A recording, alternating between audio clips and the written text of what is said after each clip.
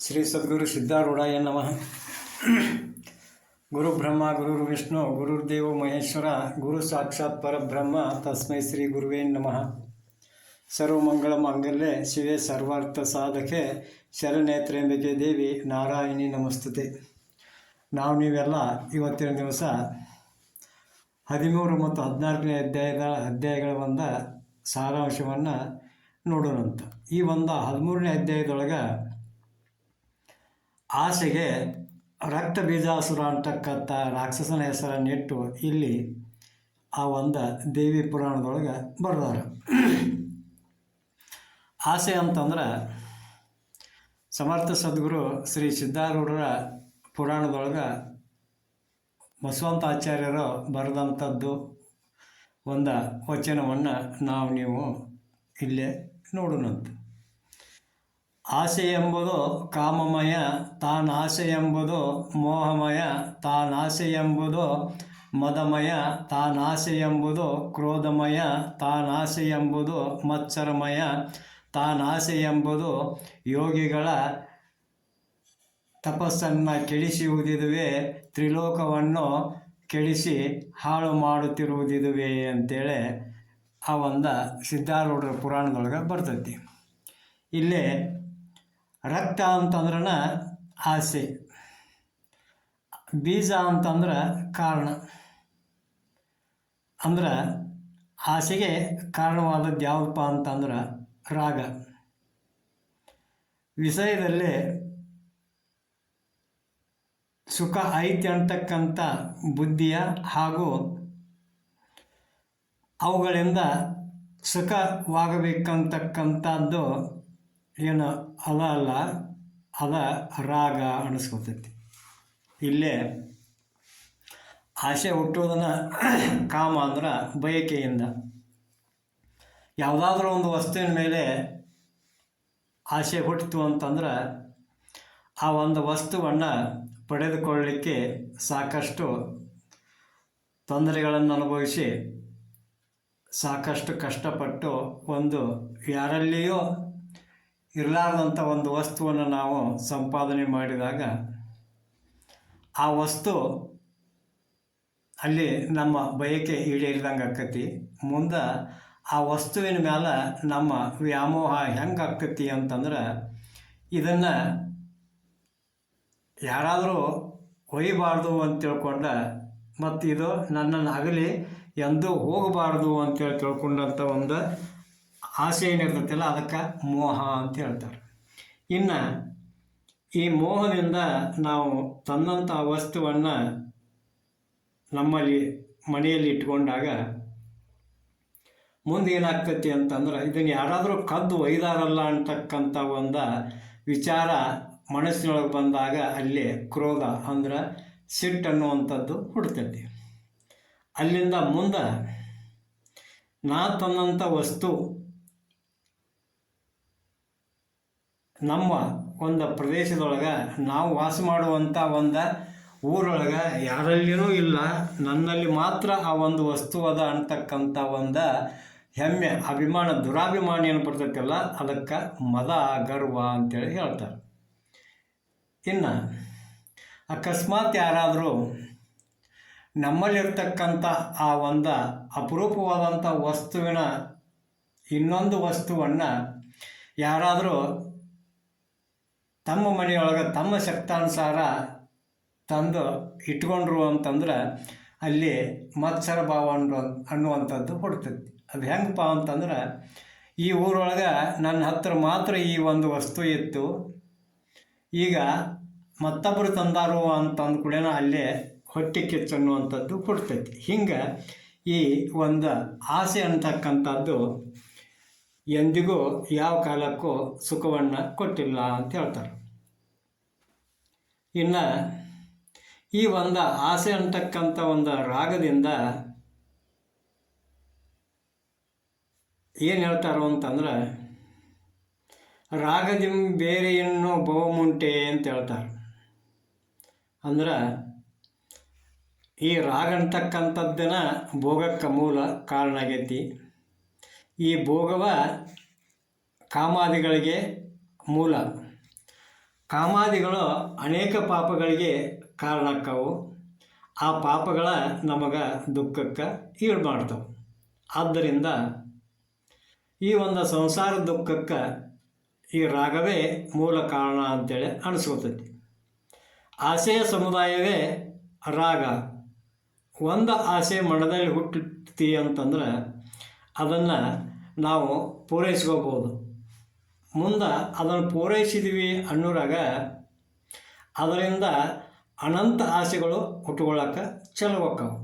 ಅಂದ್ರೆ ಈ ರಾಗ ಅಂತಂದ್ರೆ ಏನಪ್ಪ ಅಂತಂದ್ರೆ ಆಸೆ ಅಂತಕ್ಕಂಥದ್ದು ಒಂದು ಗಿಡ ಇದ್ದಂಗೆ, ಕಡ್ಲಿ ಗಿಡ ಇದ್ದಂಗೆ.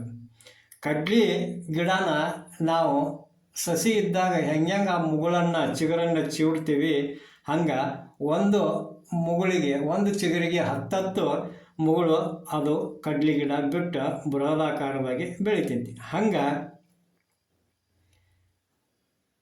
ಈ ಒಂದು ಆಸೆ ಅಂತಕ್ಕಂಥ ಒಂದು ಆಸೆಯ ಮುಗುಳನ್ನು ನಾವು ಕತ್ತರಿಸಿದ್ರೆ ಅನಂತ ಆಸೆಗಳು ಹುಟ್ಕೋತಾವೆ. ನಾವು ಆ ಆಸೆಯನ್ನು ನಾಶ ಮಾಡಿದಂಗೆ ಪುನಃ ಆಸೆಗಳು ನಮ್ಮಲ್ಲಿ ಹುಟ್ಕೊತಾನೆ ಇರ್ತಾವೆ. ಅಜ್ಞಾನ ರೂಪವಾಗಿರ್ತಕ್ಕಂಥ ಬೇರನ್ನು ಕತ್ತರಿಸದ ವಿನಃ ಆಸೆ ನಾಶ ಆಗೋದಿಲ್ಲ. ಆಸೆಗೆ ಅಂತ್ಯ ಅನ್ನುವಂಥದ್ದಿಲ್ಲ, ಮತ್ತು ಮುಪ್ಪು ಮರಣ ಅನ್ನುವಂಥದ್ದೂ ಇಲ್ಲ. ಕಂಡದ್ದನ್ನೆಲ್ಲ ನೋಡಿದ್ದನ್ನೆಲ್ಲ ಇಚ್ಛಿಸುವುದೇ ಅದರ ಒಂದು ಸ್ವಭಾವ.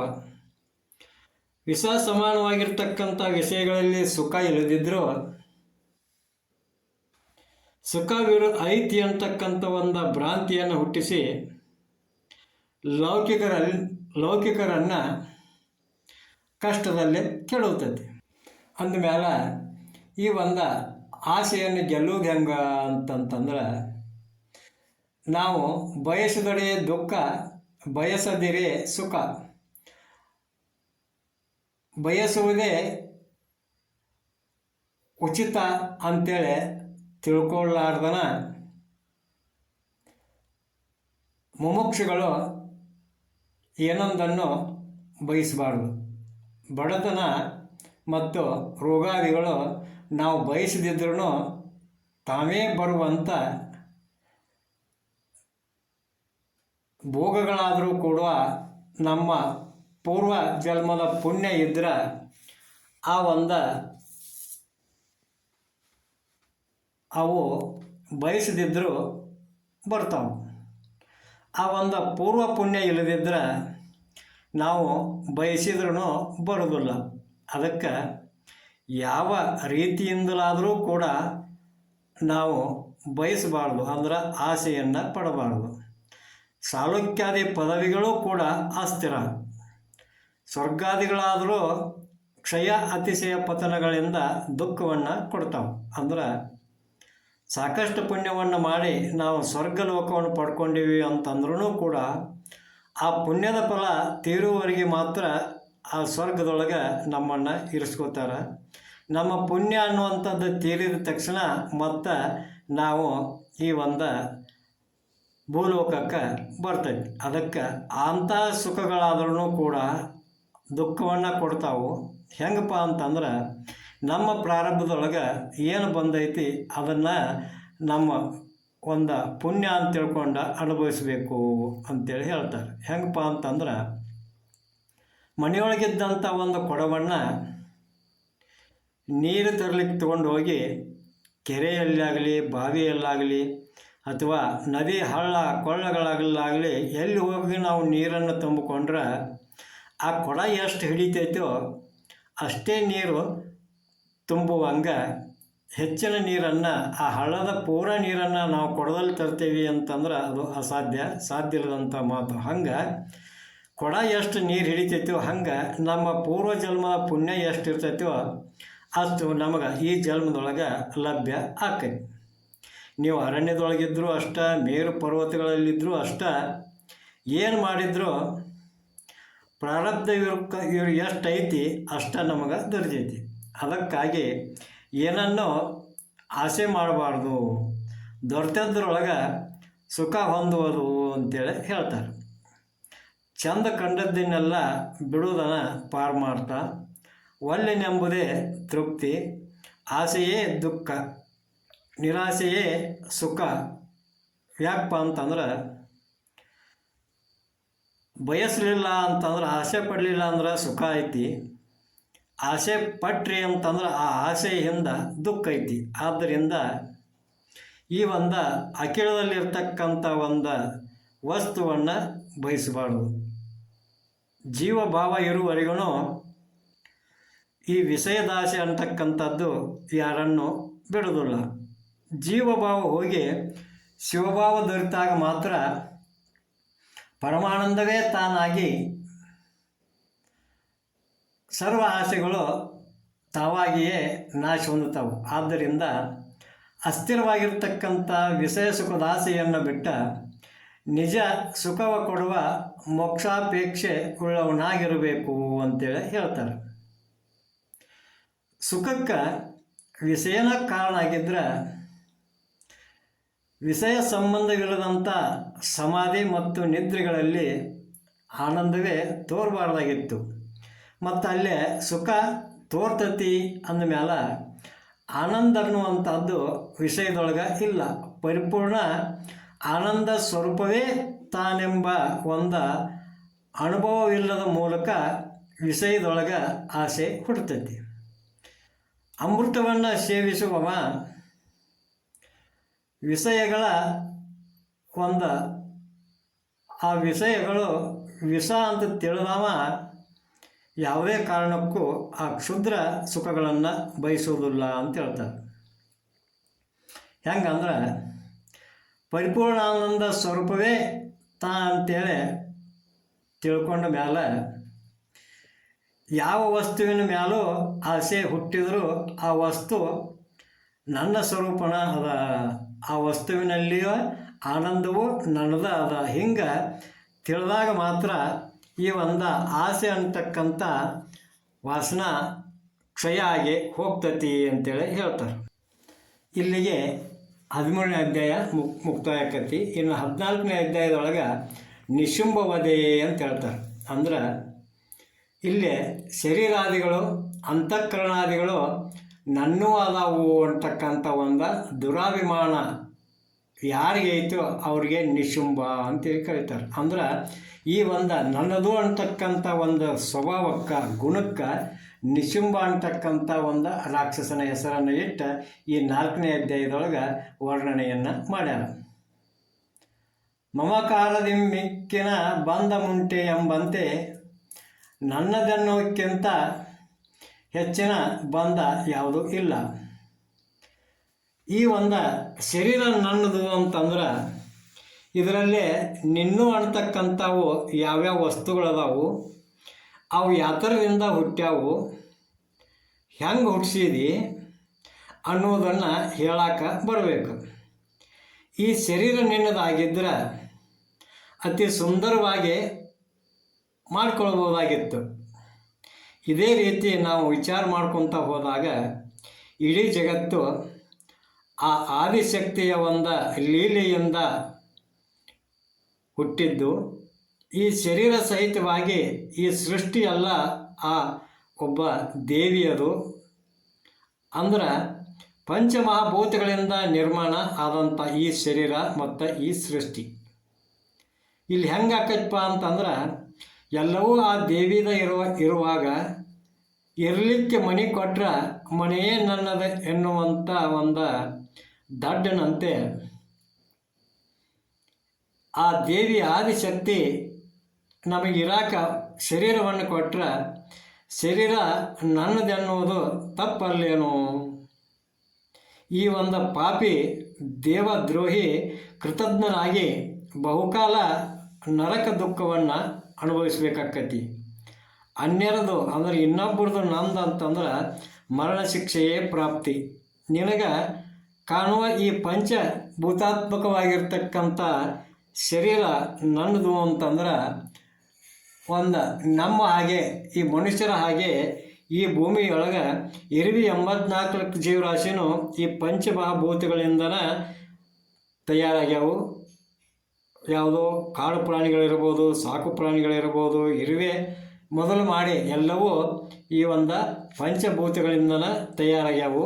ಅಂದಮೇಲೆ ರಕ್ತ ಮಾಂಸಾದಿಗಳು ಸಹಿತ ಮಲಮೂತ್ರಾದಿಗಳು ಸಹಿತ ಏನು ಇವೆಲ್ಲ ನನ್ನೂ ಅನ್ಬೇಕಾಕತಿ. ಯಾವಾಗ ಈ ಶರೀರ ನಂದು ಅಂತ ತಿಳ್ಕೊಂಡ್ರೆ 84 ರಾಶಿನೂ ನಾನು, ಮಲಮೂತ್ರಾದಿಗಳು ನಾನು ಅಂತೇಳಿ ನಾವು ತಿಳ್ಕೊಂಡಿವಿ ಅಂತಂದ್ರೆ ಇದರಿಂದ ನಮಗೆ ಹಾನಿ ಆಕ್ಕತಿ. ಯಾಕಂದ್ರೆ ಇಲ್ಲಿ ನಾವು ಹುಟ್ಟಿ ಬರಬೇಕಾದ್ರೆ ಏನೂ ತಂದಿಲ್ಲ, ಇಲ್ಲಿ ಯಾವುದೂ ನಮ್ದು ಅಂತಕ್ಕಂಥದ್ದು ಇಲ್ಲ ಅನ್ನುವಂಥ ಒಂದು ದೃಢ ನಿಶ್ಚಯದೊಳಗೆ ನಾವು ಇರಬೇಕಾಕತಿ. ನಮ್ಮದು ಅಂತೇಳಿ ಯಾವುದು ಅನಿಸ್ಕೊತೈತಿ ಅಂತಂದ್ರೆ ಯಾವ ವಸ್ತು ನಮ್ಮಲ್ಲಿಯೇ ಹುಟ್ಟಿ ನಮ್ಮನ್ನು ಅಗಲದ ನನ್ನಲ್ಲಿಯೇ ಏನು ಲಯಿಸ್ತತಿ, ನನ್ನಲ್ಲೇ ಏನದು ನಾಶ ಆಕ್ಕತಿ, ಅದರ ಮ್ಯಾಲೆ ಅನ್ಯರ ಅಧಿಕಾರ ಯಾವುದು ಇರುವುದಿಲ್ಲ. ಅಂಥ ವಸ್ತು ಯಾವುದಾದ್ರೂ ನಿಂದಾಗಿದ್ರೆ ನಮ್ಮದಾಗಿದ್ರೆ ಅದನ್ನು ನಮ್ಮದು ಅಂತ ಅನಿಸ್ತತಿ. ಇದನ್ನು ವಿಚಾರ ಮಾಡಿ ನೋಡಿದ್ರೆ ನನ್ನದೆನ್ನುವಂಥ ವಸ್ತು ಜಗತ್ತಿನೊಳಗೆ ಯಾವುದೂ ಇಲ್ಲ. ಈ ಒಂದು ಸ್ಥೂಲ ಶರೀರವು ಕೂಡ ನಂದು ಅನ್ನೋಕೆ ಬರೋದಿಲ್ಲ. ಯಾಕಂತಂದ್ರೆ ಅನ್ನ ನೀರುಗಳ ಅಥವಾ ತಂದೆ ತಾಯಿಗಳ ರೇತೋ ರಕ್ತದ ರೂಪಾಂತರದಿಂದ ಜನಿಸೈತಿ. ಅಂದಮ್ಯಾಗ ಇದು ನಿಂದಲ್ಲ, ನಂದು ಅಲ್ಲ. ಕಡೆಗೆ ಪ್ರಾಣ ಹೋತು ಅಂತಂದ್ರೆ ಈ ಒಂದು ಶರೀರ ನಾಯಿ, ನರಿ, ನೊಣ, ಕಾಗೆ, ಹದ್ದುಗಳು ಇಲ್ಲ ಗೆದ್ದಲ ಹುಳುಗಳಿಗೆ ಆಹಾರ ಆಗ್ತತಿ, ಇಲ್ಲ ಮಣ್ಣು ಪಾಲಾಗ್ತತಿ, ಇಲ್ಲ ಅಗ್ನಿ ಪಾಲರ ಆಕ್ಕತಿ. ಈ ಶರೀರದ ಒಂದು ಧರ್ಮಗಳಾದಂಥ ಜನನ ಮರಣವು, ಜಾತಿ ವರ್ಣಾಶ್ರಮಗಳು ನಮ್ಮವಲ್ಲ. ಮತ್ತು ಶರೀರಕ್ಕೆ ಸಂಬಂಧಿಸಿದಂಥ ಸತಿ, ಪುತ್ರ, ಬಂಧು ಬಾಂಧವರು ನನ್ನವರಲ್ಲ. ಸೂಕ್ಷ್ಮ ಶರೀರವು ಸತ್ವ, ರಜೋ, ತಮೋ ಗುಣಗಳಿಂದಾದದ್ದು, ಅದು ಕೂಡ ನನ್ನದಲ್ಲ.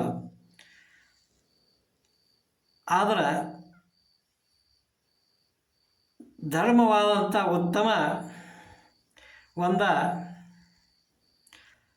ಅಧಮ ಕರ್ತೃತ್ವ ಅನ್ನುವಂಥದ್ದು ಏನೈತಿ, ಸುಖ ದುಃಖ ಅನ್ನುವಂಥದ್ದನ್ನು ಭೋಗಿಸ್ತೈತಿ. ಈ ಒಂದು ರಾಗದ್ವೇಷಗಳ ಭೇದಮತಿಯ ಭಾವನೆ ಇವುಗಳಿಂದ ಲೋಕಾಂತರದಲ್ಲಿ ಆಗು ಹೋಗುಗಳು ಏನು ನಡೀತಾವು ಅವು ಕೂಡ ನಿನ್ನು ಅಲ್ಲ ಅಂತೇಳಿ ಹೇಳ್ತಾರೆ. ಕಾರಣ ಶರೀರವಾದಂಥ ಅವಿದ್ಯೆಯ ಮಾಯಾಂಶವು ಹಾಕೋದು ಕೂಡ ನಿಂದಲ್ಲ. ಅದರ ಧರ್ಮವಾದಂಥ ಮರವೇ ಅಜ್ಞಾನ ಮೋಹಾದಿಗಳು ಕೂಡ ನಿನ್ನುವಲ್ಲ. ತಾವಾಗಿಯೇ ತೋರುವ ಈ ಜಗವೆಲ್ಲ ಮಾಯೆ, ಇದು ಅದು ಕೂಡ ನಿಂದಲ್ಲ. ಆ ಒಂದು ಸಚ್ಚಿದಾನಂದ ಸ್ವರೂಪವೇ ನಾನೆಂಬುದು ವಿಶುದ್ಧ ಸತ್ವಗುಣದ ಕಾರ್ಯ. ಸುಜ್ಞಾನ ಅಥವಾ ಆತ್ಮ ಅಂದ್ರೆ ಏನೇನೂ ಇಲ್ಲದ ತ್ರಿಕಾಲಬಾಧಿತ ಉಳುಮೆಯ ಸ್ವರೂಪವಾಗೈತಿ. ನಿನ್ನ ಒಂದು ಇದಾದರೂ ಬೋಧದ ಮೂಲಕ ತಿಳಿಸಿ ಹೇಳಿದ್ದು. ಆದ ಕಾರಣ ಈ ಭ್ರಾಂತಿಯಿಂದ ತೋರುವಂಥ ನನ್ನದೆನ್ನುವುದನ್ನು ಬಿಟ್ಟ ಈ ಸ್ಥೂಲಾದಿ ಶರೀರಗಳಲ್ಲಿ ಸಹಿತವಾಗಿ ಎಲ್ಲವೂ ಆ ಆದಿಶಕ್ತಿ ಪರಾಂಬೆಯದು, ಪಾರ್ವತಿಯದು ಅಂತೇಳಿ ನಾವು ತಿಳ್ಕೊಂಡಾಗ ಮಾತ್ರ ಸುಖವಾಗಿರ್ತೀವಿ. ಹಿಂಗೆ ಒಂದು ಸುಜ್ಞಾನದ ಯುದ್ಧದಲ್ಲಿ ದೇವಿಯ ಉಪದೇಶಕ್ಕತಿ. ಆವಾಗ ನಮ್ಮಲ್ಲಿರ್ತಕ್ಕಂಥ ಒಂದು ನನ್ನದು ಅಂತಕ್ಕಂಥ ನಿಶುಂಬ ಅಂತಕ್ಕಂಥ ರಾಕ್ಷಸ ಅಳಿದು ಕಾಣು ಅಂತೇಳಿ ಹೇಳುವಲ್ಲಿಗೆ ಇವತ್ತಿನ ಪ್ರವಚನವನ್ನು ಮುಕ್ತಾಯಗೊಳಿಸೋಣಂತ. ಜೈ ಮಂಗಳಂ, ಜೈ ನಮಃ ಪಾರ್ವತಿ ಪತಿ ಶಿವ ಹರ ಹರ ಮಹಾದೇವ. ಶ್ರೀ ಸದ್ಗುರು ಸಿದ್ಧಾರೂಢಾಯ ನಮಃ. ಶ್ರೀಮನ್ ನಿಜಗಣ ಶಿವಯೋಗಿ ಮಹಾರಾಜ್ ಕಿ ಜೈ.